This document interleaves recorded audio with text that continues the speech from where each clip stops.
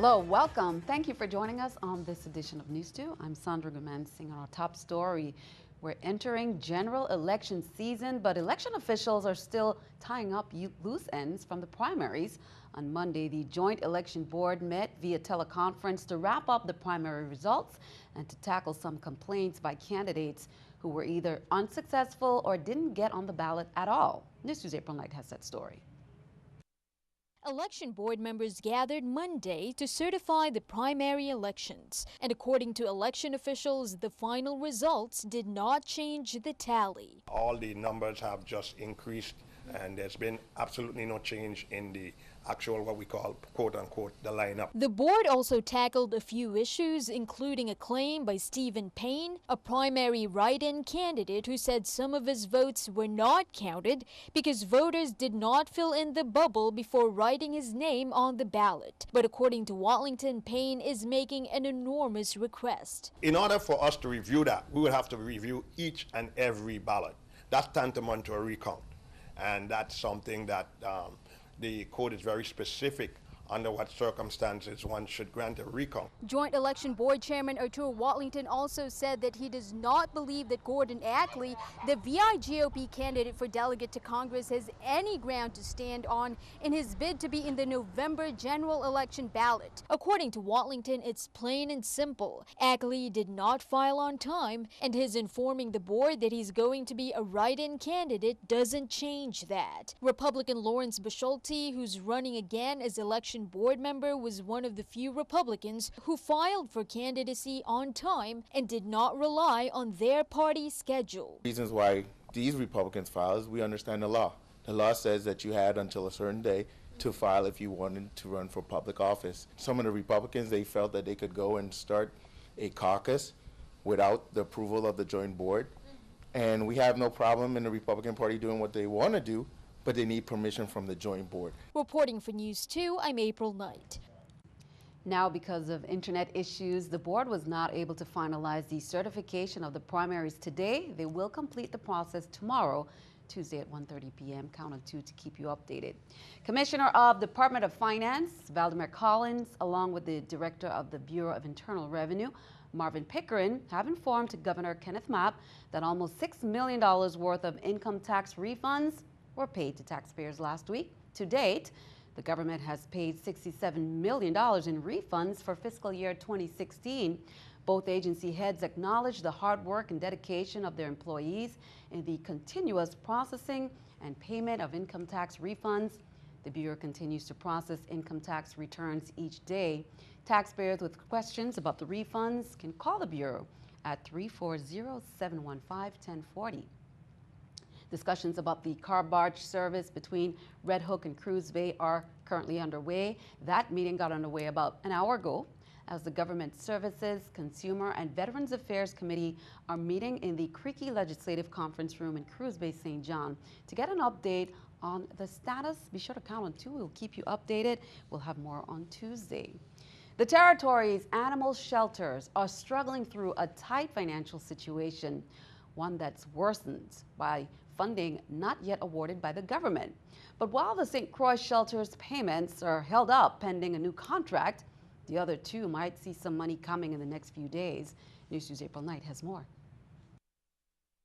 At least 2 animal shelters in the territory could be getting hundreds of thousands of dollars worth of overdue government payments soon. According to Ray Szymanski, board of the Humane Society of St. Thomas, all 3 animal shelters had a meeting with government officials, including Agriculture Commissioner Carlos Robles. That meeting happened on July 20th, and they agreed on a 30-day window to take care of needed paperwork. At the end of the 30 days, the overdue funding would be given to the animal shelters. It's 30 days now, and from what I understand, I checked with them on Friday. The paperwork went over to the Department of Justice for final approval. Potentially this week we should have the funding. The government owes the Animal Care Center of St. John some $60,000 for the last 2 years. The St. Croix Animal Welfare Center some $155,000, and the Humane Society of St. Thomas some $205,000 for fiscal year 2015 and 2016. Payments to to St. Thomas and St. John shelters are expected within the next few days, but contract issues are delaying payments to the St. Croix shelter.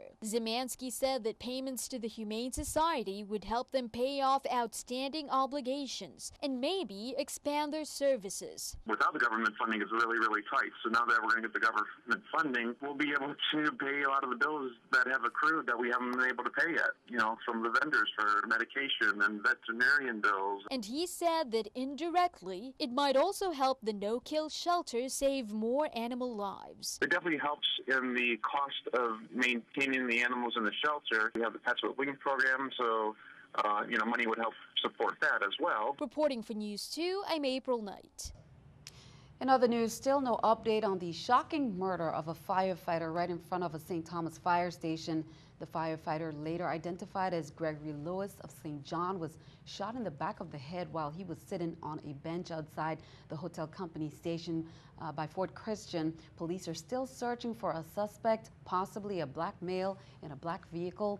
That shooting happened around 7:30 on Thursday evening, while there were still pedestrians and traffic in that area. Call 911 if you have any information. Also, still no update on the shooting deaths of 2 police officers on St. Croix. Officers Leisha Lamy and Kai Javois were found dead on Hams Bluff Beach in Frederickstead nearly 2 weeks ago. One police officer, Francis Williams, is out on bail after being arrested for stalking Lamy, the female victim. According to court documents cited by the Daily News, Williams had made unwanted advances on Lamy. We will keep you updated. If you have any information on these crimes, please call Crime Stoppers at 1-800-222-TIPS or 911. Turn our attention over to Florida. In the South, teachers aren't just gearing up for the start of the school year, they're preparing to take on Zika. And as Brian Enton reports, educators across the area have a plan in place to protect students from the mosquito that carry the virus. Here's more. I got off on right now. I'm trying to cover my face. There is no shortage of mosquito repellent at schools in the Zika zone. Students not taking any chances. When we're transferring to classes, we don't even know if we're going to get bit and not. That was my main concern today. They're wearing long sleeves and pants to protect against mosquito bites at the 6 schools in and near the Wynwood Zika zone. We need to come up with a way that we can get this information out to the neighborhood and out to the community. At Jose de Diego Middle School, classroom lessons Monday morning focused on Zika. What do you call it when your eyes are very red? Miami-Dade School Superintendent Alberto Cavallo is taking part and giving Zika tips. Dress them well, long sleeve shirts, long pants, apply the insect repellent, and then leave the rest up to us. He says preparation is key, but he also doesn't want anyone to panic. This does not constitute a threat to young kids. It constitutes a threat to pregnant women. In Miami Beach, 3 schools are in or near the Zika hot zone. School leaders and the mayor trying to calm parents' fears. Giving away, bug repellent and certain, uniforms with long sleeves and things like that have been wonderful. And it shows that we're on it. We are doing everything we can for preventative measures. Prevention is key. And on this first day of school, it's not hard to find bug spray. It said it's supposed to last hours, so I'm just hoping that, with that, all we can do is just cross our fingers and hope for the best. Keeping our eye on the economy, a charity created by Mark Zuckerberg is getting its first infusion of cash from the Facebook founder. He donated some of his Facebook shares to the Chan Zuckerberg Initiative back in December. According to the SEC, the group made $95 million selling those shares last week. The charity is actually a for-profit organization. Its stated goal is to advance human potential and promote equality for all children in the next generation. Let's take a look at the stock market watch at the New York Stock Exchange. We can see the Dow down 23, NASDAQ up 6, S&P 500 also down.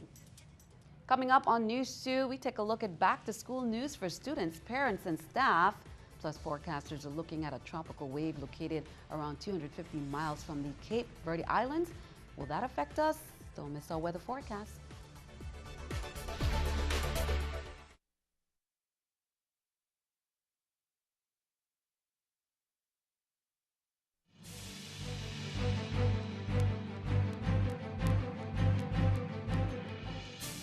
Welcome back. Virgin Islands Port Authority's Executive Director Carlton Dow says Royal Caribbean has canceled 2 visits to the Austin Bay Monsanto Marine Terminal in Crown Bay, St. Thomas. And that's due to approaching inclement weather conditions. The MS Oasis of the Seas was scheduled to visit Crown Bay on August 23rd, and the MS Freedom of the Seas was scheduled for August 24th. Both visits have been canceled in light of a tropical disturbance in the eastern Atlantic Ocean, Invest 99L, which may develop into a tropical depression or storm in the days ahead. Although the visit was canceled for safety reasons, Dow wishes to extend his apologies to the merchants and tourist-related businesses that will be affected. Meanwhile, a tropical wave that we were just talking about, located around 250 miles from the Cape Verde Islands, showers and thunderstorms in the system are showing signs of organization, and there is an 80% chance of that system forming a tropical depression. According to early tracks, it's moving well north of the Virgin Islands. We'll have an update in the weather coming up later on in the newscast.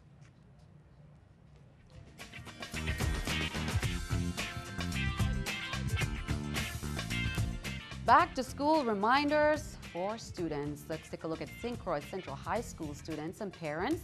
Here are the dates to pay for ID and insurance cards. Tuesday, August 23rd, 9th graders. Wednesday, August 24th, 10th graders. Thursday, August 25th, 11th and 12th graders. Issuance of fees are $15 for ID, $18 for insurance. Students should be in full uniforms. Parents should accompany their children and bring along family-issued insurance cards if applicable. Meanwhile, Charlotte Amalie High School has announced their schedule for photo IDs, orientation, and class schedule distribution. All new 9th graders will report to CAHS to take photographs for their school ID according to the first letter of their last name. So Tuesday, August 23rd, 8 a.m., last names A to F, 12 noon, last names G to M. Then on Wednesday, August 24th, 8 a.m., last names N to S, 12 noon, last names T to Z. And then Thursday, August 25th, 8 a.m., all new 10th, 11th, and 12th graders and all other students who need to purchase permanent school ID. Now, fees are $15 for ID, $17 for school accident insurance, and $10 for PTSA dues. For orientation and class schedule distribution, students must report in proper uniform, accompanied by their parents. Wednesday, August 31st, 8 a.m., all 9th graders with last names A to L and their parents at 12:30 p.m. All 9th graders with last name M to Z and their parents. Thursday, September 1st, 8 a.m., all 10th graders and parents, then at 12:30. All 11th graders and parents, Tuesday, September 6th, 8 a.m. All 12th graders and parents, students will report to class immediately following that orientation. Well, on Saturday, August 20th, the Department of Health was ready to serve the St. Croix community, providing free immunizations and back-to-school items, including book bags, lunch kits, portfolio binders, pencils, crayons, sketchbooks, and more to school-age children from kindergarten to 12. The event took place at the Sunny Isle Shopping Center, St. Croix. Almost 20 of the Department of Health staff assisted. Of the 93 children seen, 32 were given vaccinations. Some received multiple shots. The latter children's immunization records were reviewed, and parents received immunization clearance slips, further assisting them with the completion of their back-to-school process requirements. Over 1,000 free back-to-school items were distributed to families who were present. St. John Administrator Camille Paris Jr. invites the public to a youth town hall meeting on August 25th at 5:30 p.m. in the Cleon Creaky Legislative Conference Room in St. John. That meeting will feature the Department of Sports, Park and Recreation, the VIPD, and the Department of Education. Along with, they'll be given synopsis of the programs that each department provides. The public will be able to discuss their concerns and solutions for youth development and crime prevention. Again, that's on Thursday, August 25th at 5:30 p.m., located in the Cleon Creaky Legislative Conference Room in St. John. UVI welcomed new students with orientation activities and events as part of Orientation Week. UVI held its 3rd annual new student convocation and Buccaneer welcome reception. Now, we shared the highlights from St. Thomas's events last week. Here are some pictures from St. Croix's convocation that was held on Wednesday, August 17th on the Albert Sheen campus. Convocation is a formal event that emphasizes the beginning of a unique new phase in the students' lives. Faculty dressed in academic regalia attended the ceremony, and President David Hall delivered a formal address. New students received a medallion which designates them as members of the university. MSI Building Supplies has moved into their new warehouse, adjoining the MSI Building Center and the new interiors showroom. And with the move comes the clearing out of the former warehouse in Crown Bay. MSI's Vice President Thomas Brunt is inviting all 501 charitable organizations to come and take whatever they need for their charitable cause. Whether an organization is installing a new bathroom and needs a tub, sink, shower door, faucets, or wants to tile a community room, he says, as long as you provide the truck, the materials are free to anyone with a nonprofit certificate that you have to show. Nonprofit organizations may visit the MSI Warehouse in Crown Bay Monday through Friday, August 22nd to the 26th from 1 to 4. Well, it was a grand closing ceremony for the athletes in the Rio Olympics, and you'll see some pictures there of our teams. You'll see Dr. Jerry Smith and the chef, also John Abramson with U.S. Gymnastics gold winner Simone Biles, 110 hurdler there Eddie Lovett, and team track coach Adrian Durant poses with U.S. Gymnastics gold winner Simone Biles as well. Now, our VI delegation marched proudly on Sunday. Lieutenant Governor Osbert Potter served as head of state for that delegation and attended various events at the closing ceremonies, also marching with the team. Meanwhile, what does Rio's overall Olympic report card look like? Don Riddle investigates, did Rio make the grade with this year's Olympic Games? Here's more.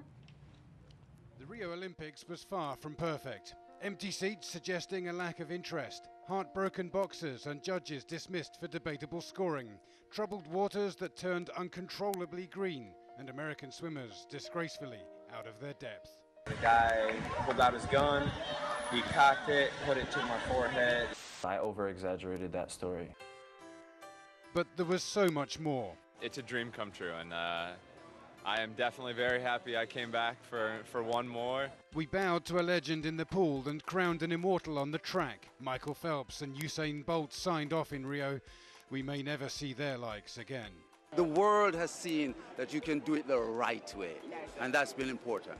Katie Ledecky redefined the concept of winning, crushing the field, finishing half a pool ahead of the best in the world. Another 19-year-old, Simone Biles, took the sport of gymnastics to unimaginable new heights. With 4 golds each, these are the stars of now and of the future. We're just all so happy and excited. So we might be seeing you in 4 years. Yes. Oh. But it's about much more than simply winning. Groundbreaking achievement, unconditional inclusion, enlightened acceptance. The sheer joy of the refugee team in action was humbling. It's really incredible for me. She became hope for a lot of people. For a new Olympic nation, Kosovo's first ever gold medal was heartwarming. It was such a historical moment, not just for sport of Kosovo, but for Kosovo as a country. And the Brazilian judoka, who rose from the slums of Rio to stand on top of the podium, a powerful symbol of hope. This was the Games where athletes found a voice. As Olympic bosses dithered, a level playing field was demanded. Athletes have had their last straw. We're going to make some real changes in the doping world. With the new Cold War simmering in the pool, America's Lily King became a poster child for clean sport. But her vilified Russian opponent showed a human side too, conveying a love for her training home of 5 years, of all places, America. Life's so much easier in Russia. Everybody's smiling. Rio still has its problems and the Olympics couldn't possibly cure them all. But perhaps the Games have shown us the way. A global community, pushing each other and lending a helping hand to those lagging behind. The Games still inspire. The Games do still matter. Well, be sure to stick around. Your News to AccuWeather forecast comes your way next.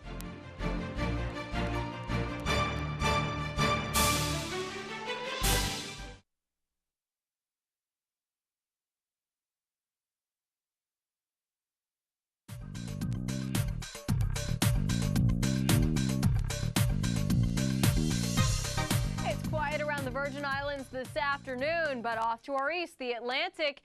Coming alive. This is the time of the year where we expect more numerous tropical waves and the better chance at a tropical storm developing. First concern is this system. We were talking about it late last week as well. It's still inching its way closer, and Tuesday night into Wednesday certainly could see some heavy downpours, gusty winds, and rough surf as well, whether or not it becomes a named tropical system. Radar underneath the clouds shows, again, pretty widespread area of soaking rain. East of this system still, there is another wave that just moved off the coast of Africa yesterday. That one has a much better chance at becoming our next tropical storm. So they're lined up all in a row here as we go through this week. It's going to be an active pattern. Tonight, nothing to worry about, mainly clear. Temperatures will stay in the lower 80s. And even as we go through the day on Tuesday, partly sunny, some clouds starting to build in off to the east, but that system is still a good 48 hours away from our area. 91 the high in St. John for the day on Tuesday, 91 as well in St. Thomas, with again a mix of clouds and some sunshine. St. Croix gets to 90 degrees with again a mix of clouds and sun. There could be a passing trade wind shower for any of the islands. That main area of rain is going to stay away until late Tuesday and into the day on Wednesday. Out on the water, things are fairly quiet this afternoon through the evening. Waves are going to be about 2 to 4 feet on the Atlantic side. Same goes on the Caribbean side, with the typical trade wind coming out of the east at about 10 to 15 knots. As we go through the next couple of days, again, that's where things get a little bit dicier. Tuesday night into Wednesday, that's where that system moves in. We'll get the downpours, some gusty winds as well. Then we'll see a few showers linger through Thursday. By the end of this week, closer to the weekend, we're going to watch that other system. It may move off to the north, but if it does move a little bit closer, another round of some potentially soaking rain. Temperatures will stay fairly consistent, near 90 degrees each afternoon. Sandy, back to you. Thank you for that. Let's take a look at the News 2 weather picture by Shanique Powell, 8 years of age, representing Lockhart Elementary School. And Shanique shares some typical VI weather there with us with sunshine. And for now, we can expect that at least until Wednesday. Any changes in the weather, we will be sure to keep you updated.